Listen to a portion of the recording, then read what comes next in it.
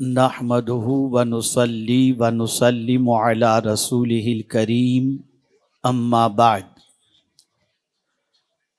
فاعوذ بالله من الشيطان الرجيم بسم الله الرحمن الرحيم والذين يمسكون بالكتاب وأقاموا الصلاة إنا لا نضيع أجر المصلحين صدق الله العظيم۔ قابل قدر علماء ذوی الاحترام، حاضرین و حاضرات و ناظرین، السلام علیکم ورحمۃ اللہ وبرکاتہ۔ میرے پیارے آقا صلی اللہ تعالی علیہ وسلم کے پیارے دیوانوں، جس آیہ کریمہ کی تلاوت کا میں نے شرف حاصل کیا، اس سے متعلق کچھ معروضات پیش کرنے سے پیشتر آقا کریم رؤوف و رحیم علیہ التحیۃ و تسلیم کی بارگاہ بے کس پناہ میں جس طریقے سے میں پڑھاؤں، عقیدت و محبت میں ڈوب کر اسی طریقے سے درود و سلام کا نذرانہ پیش کریں۔ الصلاۃ والسلام علیک یا رسول اللہ، الصلاۃ والسلام علیک یا حبیب اللہ، الصلاۃ والسلام علیک یا نبی اللہ، الصلاۃ والسلام علیک یا نور اللہ، وعلی آلک و اصحابک یا حبیب اللہ، صلی اللہ تعالی علیہ وسلم۔ مجھے خوشی ہے کہ اس وقت آپ کے علاقے میں سیدنا غوث الثقلین قطب ربانی محبوب حقانی میرا شاہ شیخ سیدنا سید عبد القادر جیلانی رضی اللہ المولا تبارک و تعالی عنہ کی بارگاہ میں خراج عقیدت پیش کرنے کے لیے حاضری کی مجھے سعادت نصیب ہو رہی ہے۔ یقیناً ایک طویل عرصے سے آپ سیدنا غوث الثقلین رضی اللہ تعالی عنہ کو اس اعتبار سے جانتے ہیں کہ غوث پاک رضی اللہ تعالی عنہ صاحب کرامت بزرگ ہیں، اس اعتبار سے بھی جانتے ہیں کہ سیدنا غوث الثقلین رضی اللہ تعالی عنہ مصیبتوں میں پکارنے والوں کی دستگیری کرتے ہیں، اور اس اعتبار سے بھی آپ جانتے ہیں کہ سیدنا غوث الثقلین رضی اللہ تعالی عنہ شکم مادر سے ولی بن کر کے جلوہ گر ہوئے۔ لیکن اگر انسانوں کے سامنے ان کرامات کا تذکرہ کیا جائے تو عظمتیں تو بیٹھ جاتی ہیں، لیکن سننے والا خود صاحب کرامت نہیں بن سکتا۔ یقیناً ان کی عظمتیں، ان کی کرامتیں اور ان کی شان بیان کر کے ان کی محبت کا چراغ لوگوں کے سینوں میں روشن کرنا یہ ضروری ہے، لیکن ساتھ ہی ساتھ سیدنا غوث الثقلین رضی اللہ تعالی عنہ جس مقام و مرتبے پر فائز تھے، اس مقام و مرتبے پر پہنچنے کے لیے غوث پاک رضی اللہ تعالیٰ عنہ نے کتنی کاوشیں کیں، اور وہ کون سی چیزیں انہوں نے اختیار فرمائیں جس کی بنیاد پر صدیاں گزر گئیں، ان کے روحانی اور علمی فیض کا سلسلہ آج تک جاری ہے اور قیامت تک جاری و ساری رہے گا۔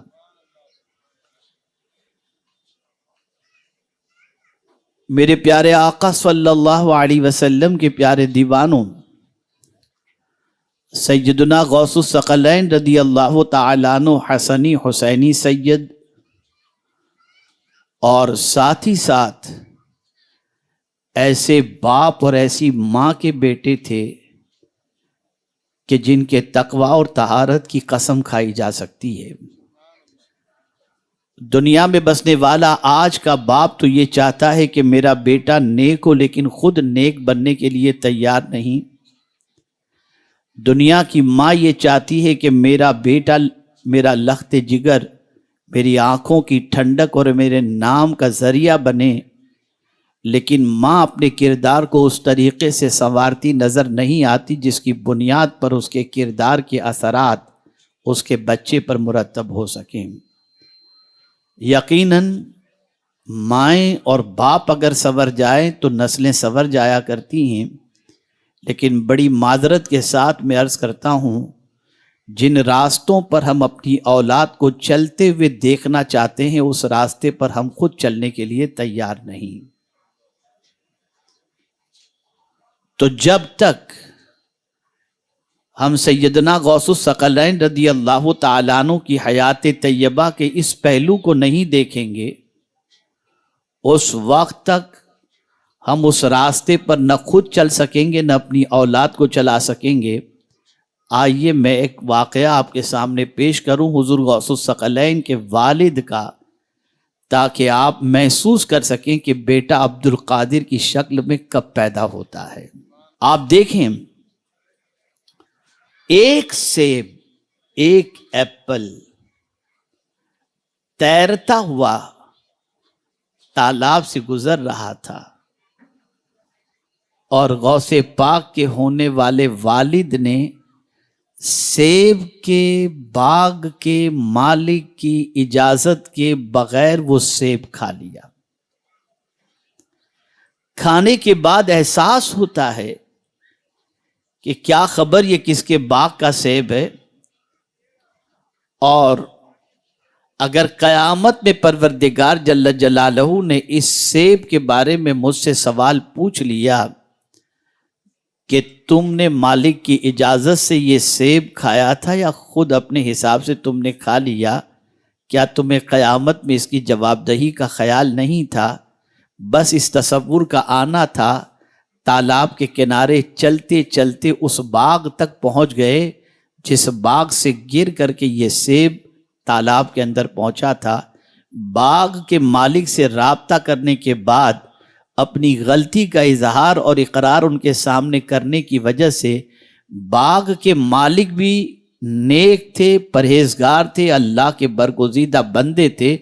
انہوں نے سمجھ لیا کہ اس طریقے سے ایک سیب کے عوض کے اندر معافی مانگنے آنے والا شخص کوئی معمولی شخص نہیں ہوگا۔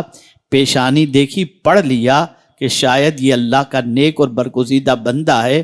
کہا ہاں، تمہاری غلطی اس وقت معاف کی جائے گی جب تم 10 سال تک میرے باغ کی باغبانی کرو۔ ایک سیب کے کھانے کے عوض کے اندر 10 یا 12 سال تک باغ کی باغبانی کا حکم دیا گیا۔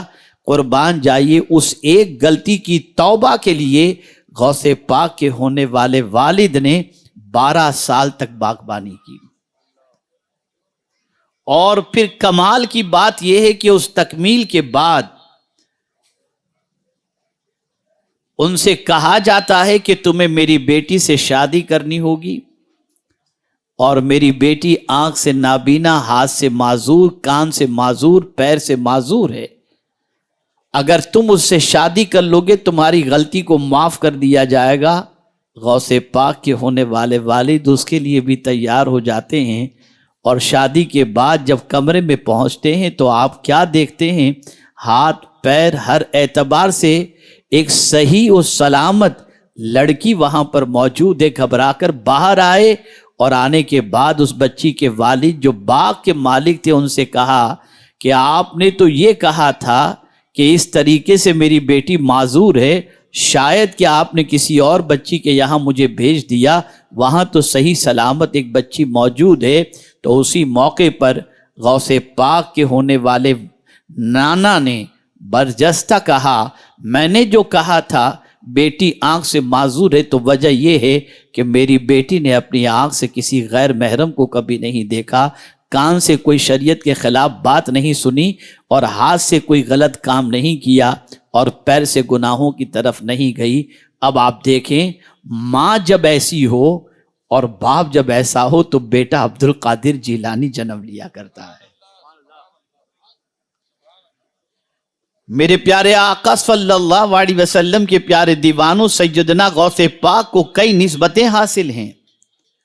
ماں کے اعتبار سے بھی دیکھیں اور والد کے اعتبار سے بھی دیکھیں تو آپ دونوں اعتبار سے اگر آپ دیکھیں گے نسبت کو تو حسنی حسینی سید تھے غوث پاک رضی اللہ تعالی عنہ، اور اسی کے ساتھ میرے پیارے آقا صلی اللہ علیہ وسلم کے پیارے دیوانوں علم کے پہاڑ تھے، عمل کے پیکر تھے۔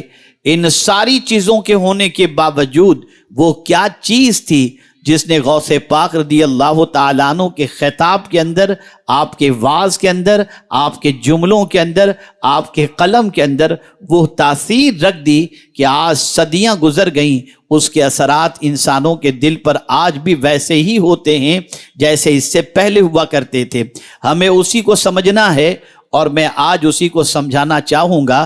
وجہ سب سے بڑی یہ ہے کہ ہماری باتوں کا اثر ہمارے بچے قبول نہیں کرتے، ہماری باتوں کا اثر ہماری سوسائٹی قبول نہیں کرتی، ہماری باتوں کا اثر آج معاشرے میں کوئی قبول کرنے کے لیے تیار نہیں۔ میرے پیارے آقا صلی اللہ تعالی علیہ وسلم کے پیارے دیوانوں، آخر سیدنا غوث الثقلین قطب ربانی محبوب حقانی قندیل نورانی میرا شاہ شیخ سیدنا سید عبد القادر جیلانی رضی اللہ المولا تبارک و تعالی عنہ کے کلام کے اندر اتنی تاثیر کہاں سے پیدا ہوئی؟ میں آپ کو بتاؤں، کیا مصنفین آج کے دور میں موجود نہیں ہیں؟ کیا مصنفین آج سے پہلے نہیں گزرے؟ کیا خطبہ اس سے پہلے نہیں گزرے؟ لیکن جو اثرات غوث پاک رضی اللہ تعالیٰ عنہ کے خطابات اور آپ کے الفاظ کے ہیں، وہ اثرات دور تک اس مقام تک کسی اور ولی کے پہنچتے ہوئے نظر نہیں آتے۔ اللہ اکبر۔ سوال یہ پیدا ہوتا ہے، اولیاء تو بہت سارے گزرے، آتے رہیں گے، آتے گئے، لیکن جو مقام اللہ نے حضور غوثیت مآب رضی اللہ تعالیٰ عنہ کو عطا فرمایا، اس مقام تک رسول اعظم صلی اللہ علیہ وسلم کے صحابہ اور صحابہ کے بعد تابعین اور تابعین کے بعد اگر قیامت تک کسی کا مرتبہ ولایت میں سب سے اونچا ہے تو وہ حضور غوث الثقلین رضی اللہ تعالیٰ عنہ کی ذات بابرکت ہے۔ میرے پیارے آقا صلی اللہ تعالی علیہ وسلم کے پیارے دیوانوں، میں تھوڑی دیر میں کچھ باتیں آپ کو سمجھانے کی کوشش کروں گا، اس لیے کہ میں چاہوں گا کہ کچھ ایسی باتیں آپ کی سماعتوں کے حوالے کروں جو آپ کے لیے اتنا تو نہیں لیکن اس کے ذرے کے برابر بھی عمل کرنا آپ کے لیے پاسبل ہو، ممکن ہو۔ اس لیے کہ ہم نماز کے اندر جو دعا کرتے ہیں نا، وہ اہدنا الصراط المستقیم صراط الذین انعمت علیہم کی دعا کرتے ہیں، اے اللہ ہم کو سیدھے راستے پر چلا اور ان کے راستے پر چلا جن پر تو نے انعام نازل کیا۔ ظاہر سی بات ہے، ہم اللہ کی بارگاہ میں کرامتوں کو دکھانے کی دعا نہیں کرتے ہیں، ہم اللہ کی بارگاہ میں ولایت کے منصب پر پہنچنے کی دعا نہیں کرتے ہیں۔ ہم اگر دعا کرتے ہیں تو یہ دعا کرتے ہیں کہ ان کے راستے پر چلا۔ ظاہر سی بات ہے، جو انبیاء کے راستے پر چلے گا، جو صدیقین کے راستے پر چلے گا، جو شہداء کے راستے پر چلے گا، جو صالحین کے راستے پر چلے گا اور کما حقہ چلے گا، اللہ عز و جل اپنے فضل سے اسے مقام بھی عطا فرما دے گا اور مرتبہ بھی عطا فرما دے گا۔ آئیے تو میں سمجھاتا ہوا چلوں۔ میرے پیارے آقا صلی اللہ تعالی علیہ وسلم کے پیارے دیوانوں، ایک عظیم مؤثر خطیب کی حیثیت سے غوث پاک رضی اللہ تعالیٰ عنہ تھے، اور ایک بہترین مصنف اور مؤثر مصنف کی حیثیت سے، مؤثر مزکی کی حیثیت سے حضور غوثیت مآب رضی اللہ تعالیٰ عنہ کی شخصیت تھی۔ نسبت کے اعتبار سے حسنی حسینی سید، دوسرے اعتبار سے شکم مادر سے ولی بن کر پیدا ہوئے، باپ کے اعتبار سے دیکھیں تو متقی اپنے وقت کے نظر آتے ہیں، نانا اور نانی کے اعتبار سے دیکھیں اور والدہ کے اعتبار سے دیکھیں، یہ سب ولایت کے شہسوار نظر آتے ہیں۔ لیکن حضور غوثیت مآب رضی اللہ تعالیٰ عنہ نے ان ساری نسبتوں کے ساتھ ساتھ نسبت علم بھی ہے، نسبت قرآن بھی ہے، نسبت سنت بھی ہے، نسبت عمل بھی ہے، لیکن آج میں ان تین نسبتوں کا ذکر کروں گا کہ شاید اس سے پہلے آپ نے ان تین نسبتوں کی طرف کبھی توجہ دی ہو، اور ہو سکتا ہے کہ شاید پہلی مرتبہ آپ سماعت کرنے کی زحمت بھی کر رہے ہوں۔ یاد رکھیں، ان ساری نسبتوں کے ساتھ ساتھ غوث پاک کو 3 نسبتیں مزید حاصل تھیں، اور وہ 3 نسبتیں ایسی تھیں جن نسبتوں کی بنیاد پر غوث پاک محبوب سبحانی بن گئے، جن نسبتوں کی بنیاد پر غوث پاک رضی اللہ تعالیٰ عنہ ولایت کے بڑے اونچے مقام پر فائز ہو گئے، جن نسبتوں کی بنیاد پر حضور غوثیت مآب رضی اللہ تعالیٰ عنہ کا سکہ جب سے وہ اس دنیا میں تشریف لائے تب سے لے کر آج تک جاری و ساری ہے۔ میرے پیارے آقا صلی اللہ علیہ وسلم کے پیارے دیوانوں، وہ 3 نسبتیں کون سی ہیں؟ قدر تفصیل میں بہت زیادہ تفصیل کے ساتھ نہیں عرض کروں گا، سمجھ لیجئے۔ پہلی نسبت حضور غوثیت مآب رضی اللہ تعالیٰ عنہ کو تھی، وہ نسبت طہارت۔ یہ ایسی نسبت ہے میرے پیارے آقا صلی اللہ علیہ وسلم کے پیارے دیوانوں، اگر کسی کو طہارت والی نسبت حاصل ہو جائے، کوئی پاک رہنے کا عادی بن جائے، اور پاک سے مراد کبھی حاشیے خیال میں یہ بات نہیں آنی چاہیے کہ میں وہ نماز کے شرائط کی بات کر رہا ہوں کہ بدن کا پاک ہونا، کپڑے کا پاک ہونا، یا نماز کی جگہ کا پاک ہونا، یہ تو اس پر آپ بھی عمل کرتے، ہم بھی عمل کرتے، دنیا کے بہت سارے عمل کرتے ہیں۔ میں صرف اتنی سی نسبت طہارت کی بات نہیں کرتا، میں اس نسبت طہارت کی بات کرتا ہوں ذہن بھی پاک ہو، سوچ بھی پاک ہو، خیال بھی پاک ہو، نگاہ بھی پاک ہو، ہاتھ بھی پاک ہو، زبان بھی پاک ہو، پیر بھی پاک ہو، اور دل بھی پاک ہو۔ اگر آپ حضور غوثیت مآب رضی اللہ تعالیٰ عنہ کی حیات طیبہ کا مطالعہ کریں تو اللہ اکبر، فکر اتنی پاک تھی۔ اگر میں یہ کہوں تو غلط نہ ہوگا کہ صحابہ اور تابعین کے بعد رسول اعظم صلی اللہ علیہ وسلم کے تزکیے کا فائدہ سب سے زیادہ کسی نے اٹھایا ہے تو وہ حضور غوثیت مآب رضی اللہ تعالیٰ عنہ کی ذات نے اٹھایا ہے۔ حضور مزکی بن کر تشریف لائے، سرکار نے دل و دماغ کو پاک کیا، سرکار صلی اللہ علیہ وسلم نے قلب کو پاک کیا، وجود کو پاک کیا۔ آئیے میں آپ کو سمجھاؤں، میرے پیارے آقا صلی اللہ علیہ وسلم کے پیارے دیوانوں، فکر کو پاک کرنا کس اعتبار سے ہے؟ آپ اور ہم دیکھیں صبح سے لے کر رات تک ہمارے دل و دماغ پر کون سی فکر چھائی ہوئی ہے، ہمارے دل و دماغ پر کس فکر کا تسلط ہے، تو ہم محسوس کریں گے کبھی ذات کی فکر، کبھی مال کی فکر، کبھی گناہوں کی فکر، کبھی نہ جانے کیا فکر، اور بہت سارے افکار نے ہمارے دل و دماغ کو متاثر کیا ہے، اور فکری پراگندگی آج اتنی پھیل چکی ہے کہ میں آپ کو بتا نہیں سکتا۔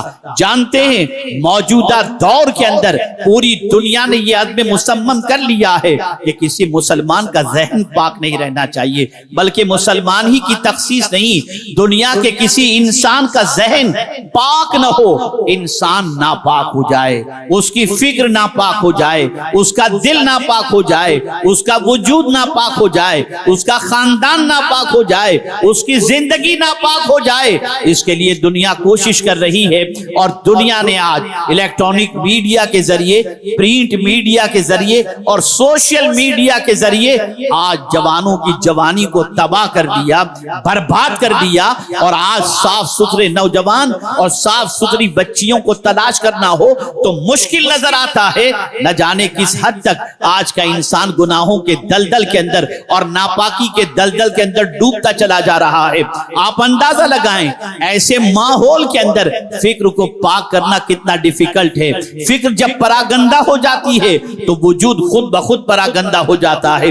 اسی لیے ڈاکٹر اقبال نے کہا تھا کسی قوم کو تباہ کرنے سے پہلے اس کی فکر کو تباہ کی جاتی ہے۔ اسی لیے ڈاکٹر اقبال نے کہا قوت فکر و عمل پہلے فنا ہوتی ہے، پھر کسی قوم کی شوکت کو زوال آتا ہے۔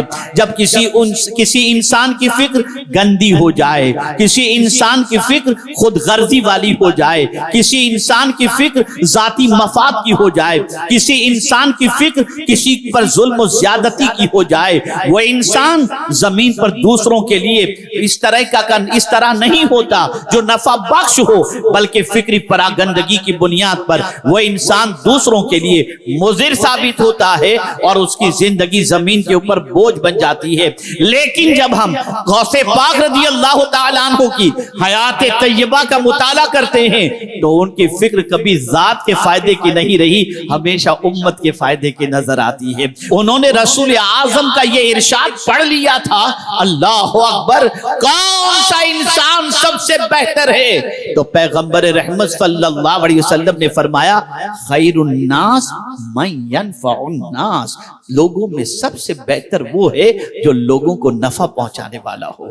اللہ اکبر، غوث پاک جانتے تھے کہ نفع پہنچانا یہ انسانوں میں افضلیت کی علامت ہے، تکلیف پہنچانا یہ انسانوں کا کام نہیں ہے۔ انسان راحت رسانی کے لیے آیا، راحت پہنچانے کے لیے آیا۔ پھر غوث پاک کے سامنے صحابہ کی پوری زندگی تھی جو بھوکے رہ کر اوروں کو کھلایا کرتے تھے، لوگوں کے سامنے سے لقمے چھینا نہیں کرتے تھے بلکہ اپنی پلیٹ کا لقمہ انہیں دے کر ان کے قلب کو راحت پہنچایا کرتے تھے۔ غوث پاک نے پوری زندگی اگر آپ دیکھیں تو کسی کو تکلیف نہیں پہنچائی بلکہ غوث پاک نے ہمیشہ لوگوں کا بھلا کیا، اور اگر بھلائی کی بات کروں آپ کی عقل دنگ رہ جائے گی۔ اللہ اکبر، اللہ اکبر۔ میں اگر عبادات کا غوث پاک کا تذکرہ کروں کہ غوث پاک 40 سال تک عشاء کے وضو سے فجر کی نماز ادا کرتے تھے، یقیناً کرتے تھے، اس میں کوئی شک کی بات نہیں ہے۔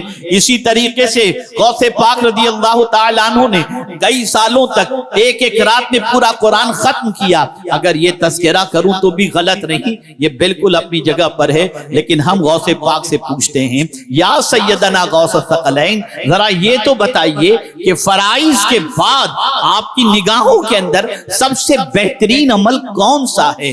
تو غوث پاک رضی اللہ تعالیٰ عنہ فرماتے ہیں میں نے اعمال کے ذخیرے کو کھنگال کر کے دیکھا کہ کون سا عمل اللہ کو فرائض کے بعد سب سے زیادہ پسند ہے، تو غوث پاک فرماتے ہیں میں نے جب کھنگالا تو ایک عمل نظر آیا جو فرائض کے بعد اللہ کو سب سے زیادہ پسند ہے، اور وہ عمل ہے بھوکوں کو کھانا کھلانا۔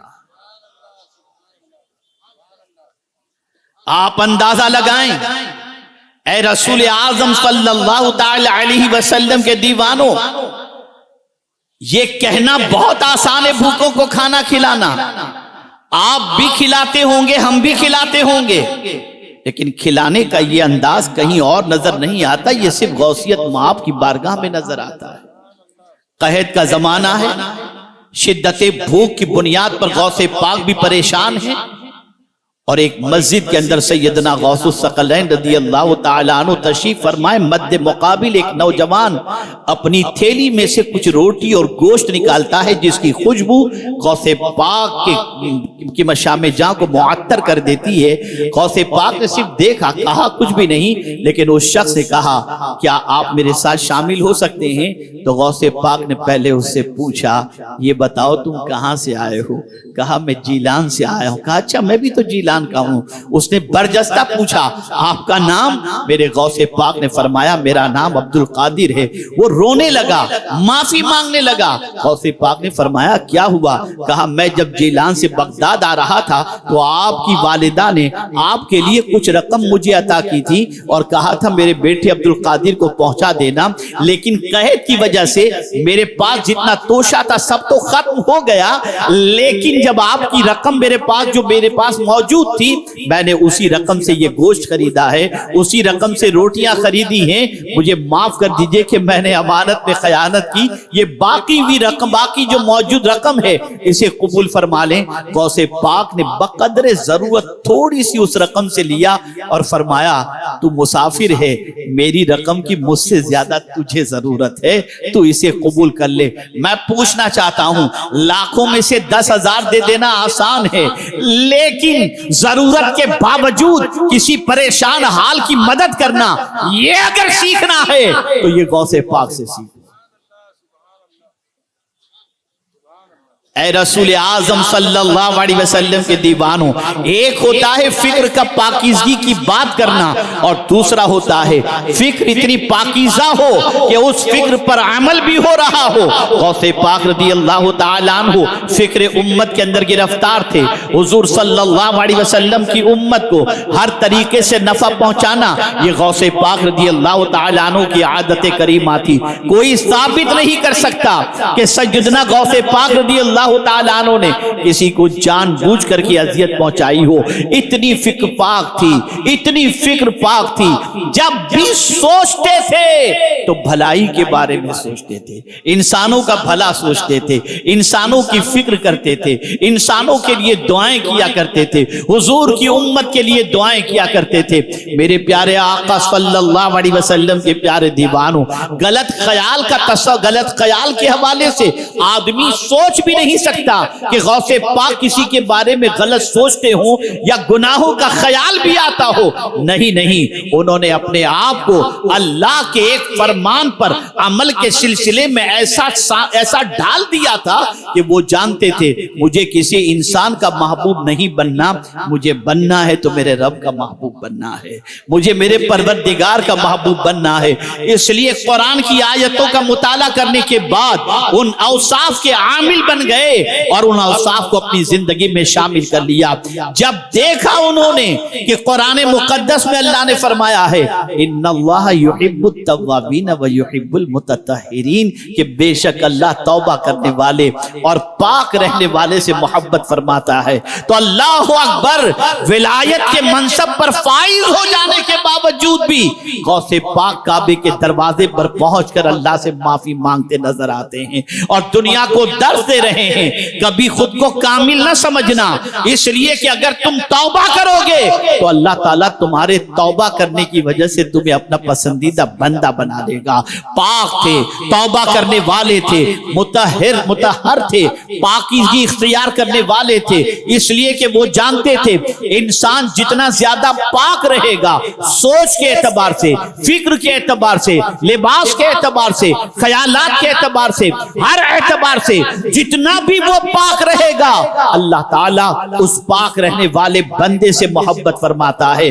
تو صرف فکر ہی پاک نہیں تھی، صرف زبان ہی پاک نہیں تھی، صرف وجود ہی پاک نہیں تھا، بلکہ آپ کا قلب اطہر اتنا پاک تھا، اتنا پاک تھا کہ اگر آج کے معاشرے کے اندر ایسا پاک دل تلاش کرنا چاہیں تو ہمیں ملنا مشکل ہے۔ آپ کو میں ایک حدیث کے ذریعے سمجھا دوں کہ پاکیزگی کسے کہتے ہیں اور پاک دل کسے کہتے ہیں۔ حضرت انس رضی اللہ المولا تبارک و تعالی عنہ رسول اعظم صلی اللہ علیہ وسلم کی بارگاہ میں حاضر ہیں۔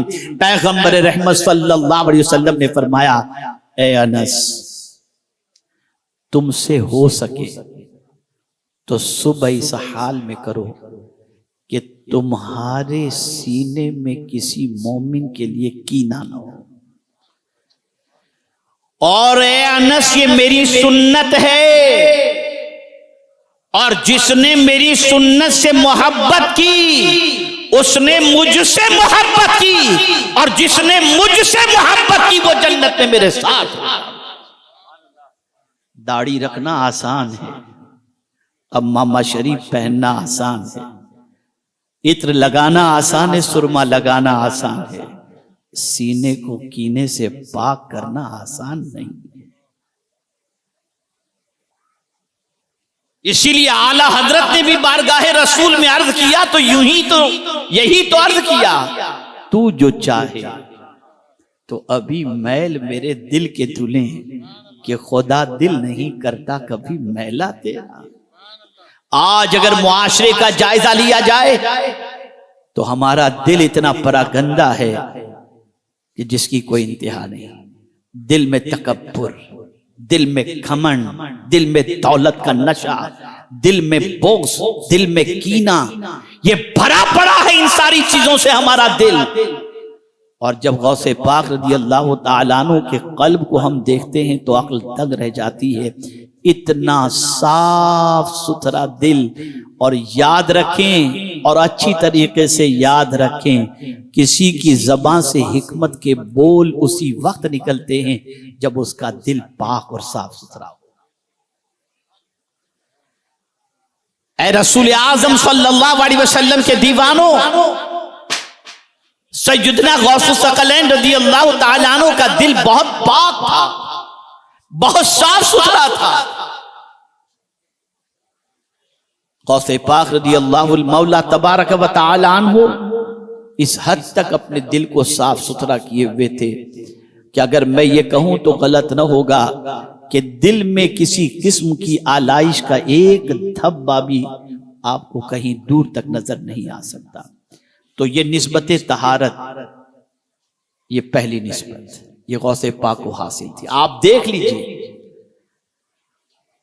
معاصرین کے اندر علماء کی آپسی چپکلیشوں کو وہ آپ دیکھیں گے، اور ہر دور کے اندر، ہر عصر کے اندر ہر ایک کا ایک نہ ایک کے ساتھ کچھ نہ کچھ معاملہ نظر آئے گا، لیکن یا غوث الثقلین آپ کی عظمتوں پر قربان کہ آپ کا دل اتنا پاک اور صاف اور ستھرا تھا کہ جس کی کوئی انتہا نہیں۔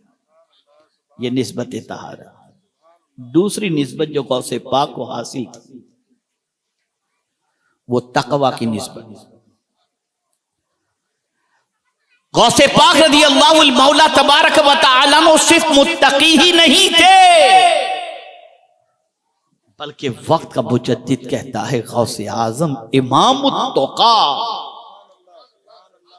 متقی ہونا کسی حد تک، کامل متقی ہونا کسی حد تک آسان ہے، لیکن امام التقا ہونا آسان ہے۔ غوث اعظم امام التقا تھے۔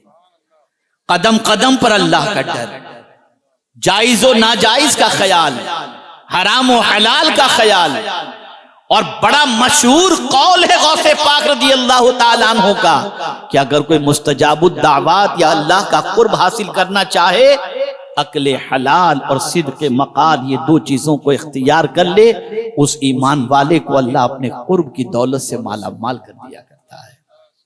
تقوی بہت اہم چیز ہے۔ تقوی کی بنیاد پر انسان کو کیا چیز حاصل ہوتی ہے؟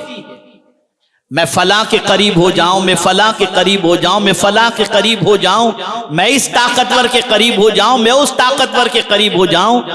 غوث پاک کی نگاہوں میں سب سے بڑا طاقتور اللہ ہے۔ انہوں نے کبھی بھی یہ نہیں سوچا کہ میں فلاں فلاں فلاں کے قریب ہو جاؤں۔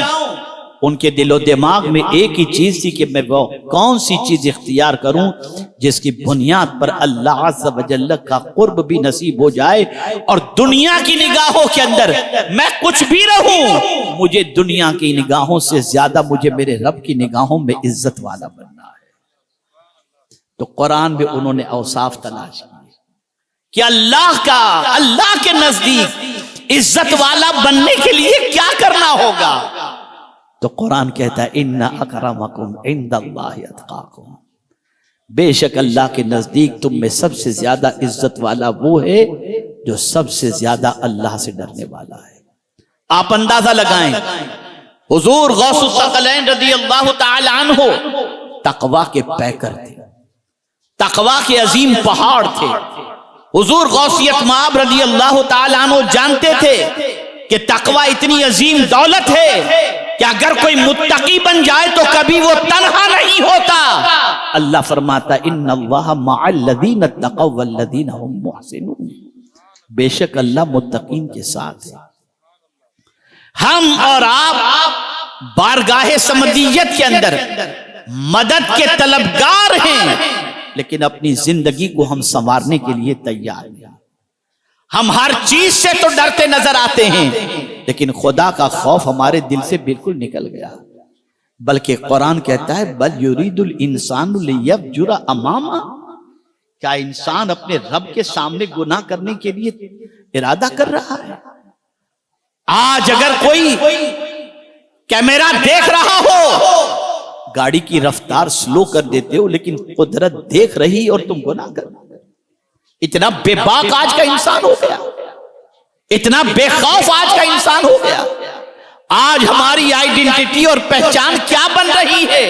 ذرا دنیا میں دیکھ لیں، ہمیں تباہ کرنے کے لیے اور برباد کرنے کے لیے ہمارے علاقوں کے اندر ڈرگس عام کی جا رہی ہے، ہمارے علاقے کے نوجوان تباہی کے دہانے پر پہنچ رہے ہیں، جہالت ہمارے دروازوں پر نہیں، ہمارے گھروں میں داخل ہو چکی ہے، ہمارا رہن سہن قطعی طور پر کسی اعتبار سے ایک معزز انسان جیسا نظر نہیں آتا.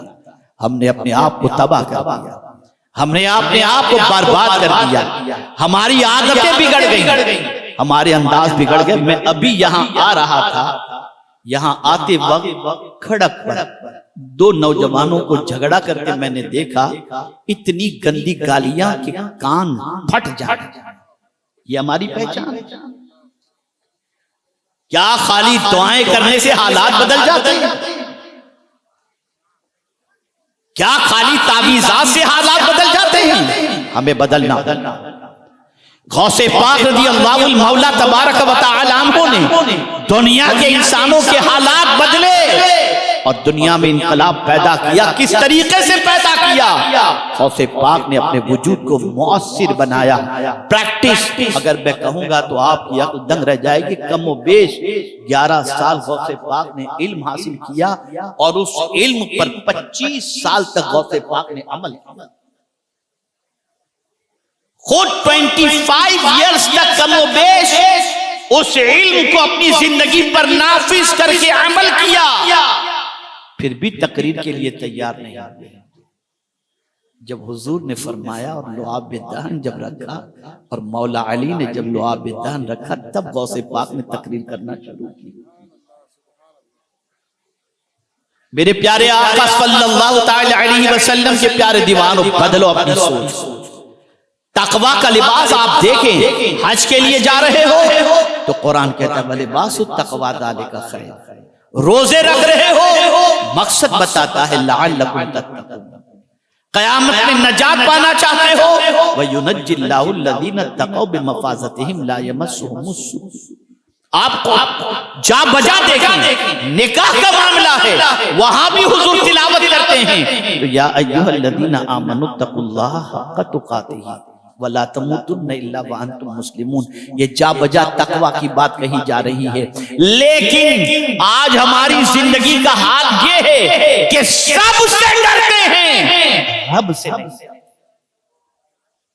اور غوث پاک رضی اللہ تعالیٰ عنہ کو یہ نسبت تقوی اتنی حاصل تھی کہ اگر ایک جملے میں عرض کروں تو آپ کی عقل دنگ رہ جائے گی کہ تقوی خود غوث پاک پر ناز کرتا تھا. وہ ایسے متقی تھے, وہ ایسے عظیم اللہ عز و جل سے ڈرنے والے بندے تھے. عوام کے سامنے عبادت کے اندر سستی نہیں چستی دکھانا آسان ہے, لیکن جس کی تنہائی سجدوں میں گریہ وزاری میں گزرتی ہو اس ذات کا نام غوثیت مآب رضی اللہ تعالی. تقوی کی عظیم پیکر, عظیم متقی, عظیم پرہیزگار. تو غوث پاک رضی اللہ تعالیٰ عنہ کی شخصیت کے معاصر ہونے میں جو بہت ساری نسبتیں ہیں, ان نسبتوں کے اندر 3 نسبتوں کا ذکر کرتے ہوئے میں آگے بڑھوں.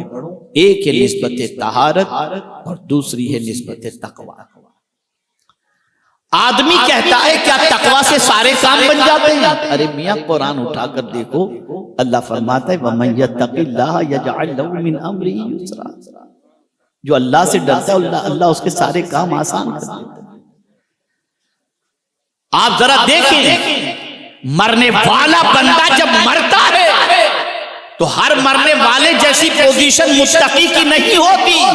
متقی کبھی دنیا سے جاتا ہے تو جانتے ہیں کیا ہوتا ہے, اللہ میزبان ہوتا ہے اور متقی اللہ کا مہمان ہوا کرتا ہے. اب ایک آیت آپ کی سماعتوں کے حوالے کروں, اگر کسی کے دل و دماغ کے اندر غوث پاک کی عظمت کے بارے میں ڈاؤٹ ہو تو اس ڈاؤٹ کو کلیئر کر دیں.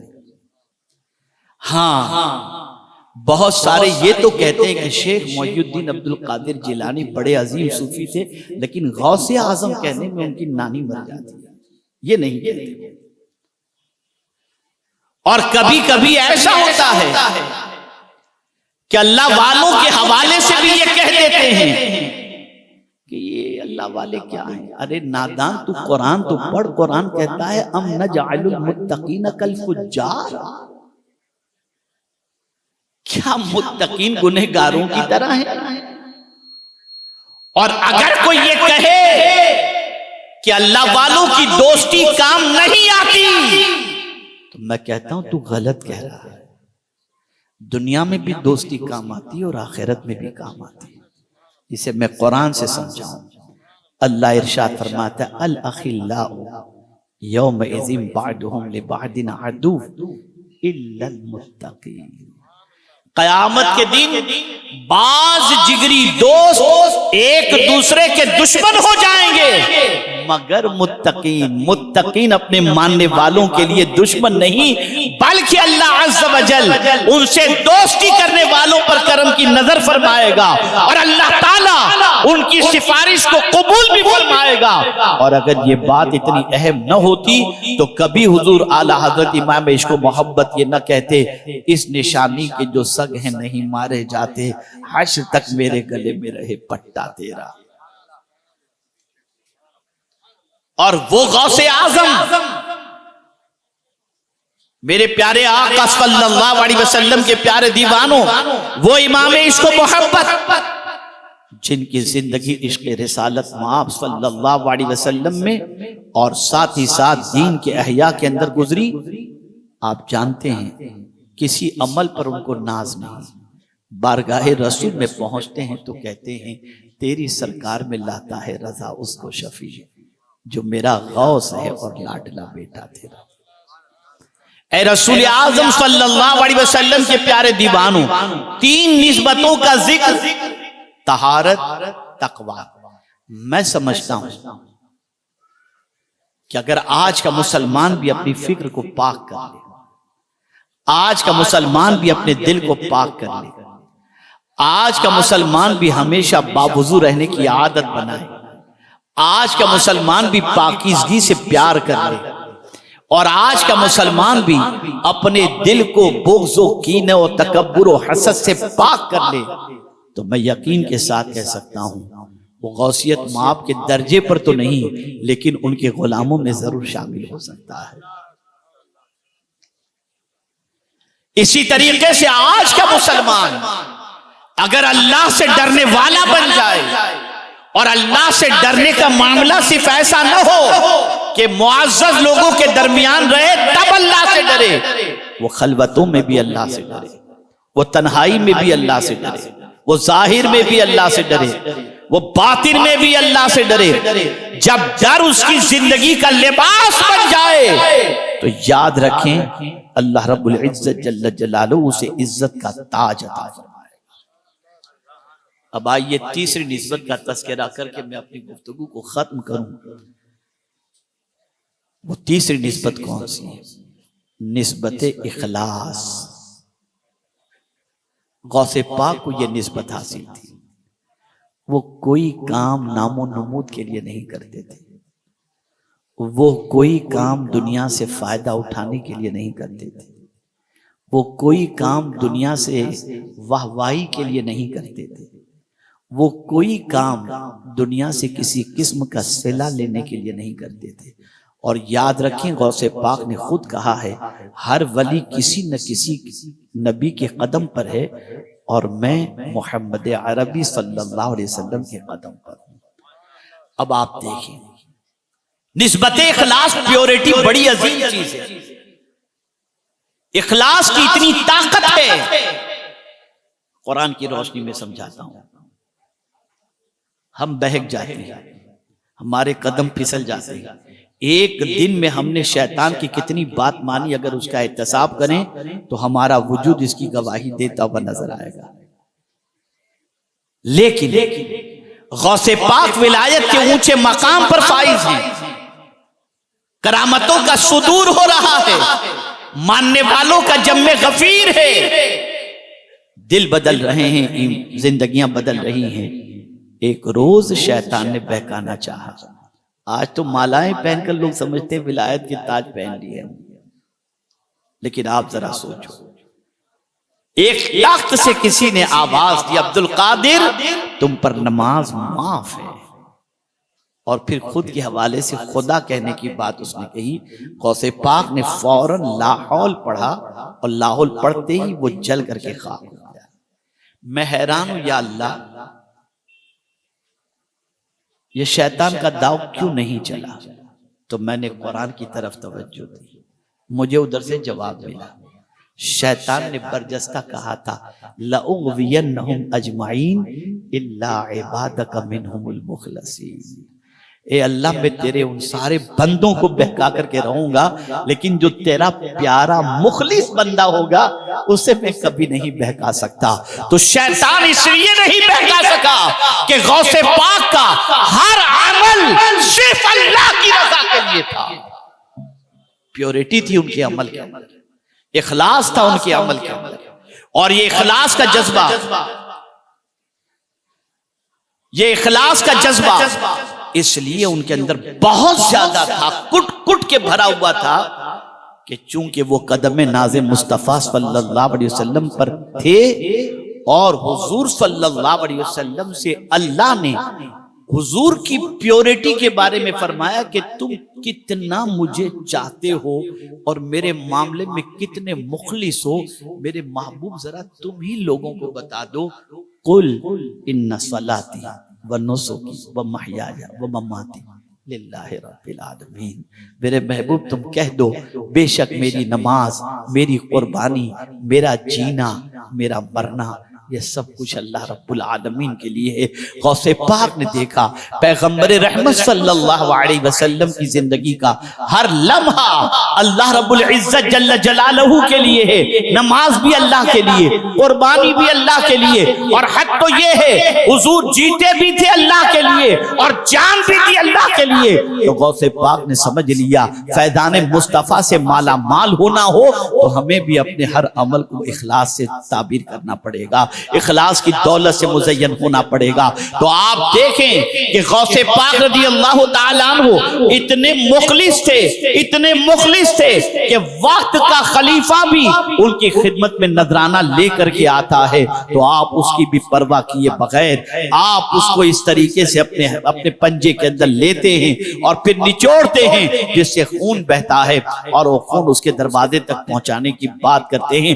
پتہ یہ چلا غوث پاک اس لیے عبادت نہیں کرتے تھے کہ دنیا عابد کہے، کرامت اس لیے نہیں دکھاتے تھے دنیا ولی کہے، دین کا کام اس لیے نہیں کرتے تھے کہ دنیا دین کا بہت بڑا داعی کہے۔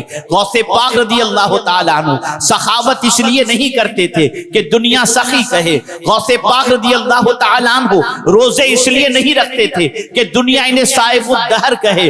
غوث پاک رات کو عبادت اس لیے نہیں کرتے تھے کہ دنیا قائم اللیل کہے، بلکہ غوث پاک رضی اللہ تعالیٰ عنہ یہ سب کچھ اللہ رب العزت کے لیے کرتے تھے، پالن ہارے حقیقی۔ تو آج بھی صدیوں کے گزر جانے کے باوجود غوث پاک کے الفاظ کی تاثیر موجود ہے۔ پڑھیے کبھی غوث پاک کی کتاب کو، پڑھتے ہی دل ہلنے لگ جاتا ہے، ایک عجیب سی کیفیت طاری ہوتی ہے، اور مقام غوثیت مآب اور جلال غوثیت مآب رضی اللہ تعالیٰ عنہ ان کے الفاظ سے، ان کے خطبات سے اور ان کی مجالس میں کیے ہوئے وعظ سے عیاں نظر آتے ہیں۔ تو اے رسول اعظم صلی اللہ علیہ وسلم کے دیوانوں، میں غوث پاک کی کوئی کرامت آج آپ کے سامنے بیان نہیں کیا، میں ان 3 نسبتوں کا صرف ذکر اس لیے کیا کہ اگر یہ 3 نسبتیں ہم بھی حاصل کر لیں تو اللہ عز و جل ہمیں بھی اپنے فضل و کرم سے کسی حد تک اپنے بندوں کے اندر شمار فرما لے گا، اور اللہ عز و جل کی خوشنودی حاصل ہوگی۔ نسبت طہارت، سوچ پاک کرو، دماغ پاک کرو، دل پاک کرو، اور اسی کے ساتھ ساتھ تقوی کی دولت اختیار کرو۔ ظاہر میں بھی اللہ سے ڈرو، باطن میں بھی اللہ سے ڈرو۔ اور میاں ایک بات خاص بتا دوں، یہ دنیا بڑی عجیب ہے، کبھی کبھی شہرت کی بلندی پر انسان پہنچ جاتا ہے تو سمجھتا ہے یہ میری شہرت دائمی ہے، اب تو مجھے زوال نہیں آئے گا، اور اللہ والے کیسی تربیت کرتے ہیں میں آپ کو بتا دوں۔ بس یہ آخری بات پھر گفتگو ختم۔ غالباً حضرت بایزید بستامی علیہ رحمہ کا واقعہ ہے، بڑی شہرت، ماننے والوں کا جمع غفیر اور ہجوم عقیدت مندوں کا۔ ایک دن ان کے شیخ نے محسوس کیا کہ بایزید کے ماننے والوں کی تعداد کی فراوانی کہیں ایسا نہ ہو کہ بایزید کے دل و دماغ کے اندر غرور کو بھر دے۔ تو حضرت بایزید بسطامی علیہ الرحمہ کو بلاتے تربیت کے لیے، فرماتے بایزید دیکھو وہاں فلاں محلے کے اندر ایک شراب کی دکان ہے، وہاں سے ایک بوٹل لے کر آؤ، شراب کی دکان ہے وہاں سے ایک بوٹل لے کر کے آؤ۔ حضرت بایزید بسطامی علیہ رحمت وہاں گھبرا گئے کہ لوگ مجھے شراب کی دکان پر دیکھیں گے تو پتہ نہیں کیا سوچیں گے، میں کیسے جاؤں، نہیں جاتا ہوں تو شیخ کی نافرمانی، اور جاتا ہوں تو عزت چلی جائے گی۔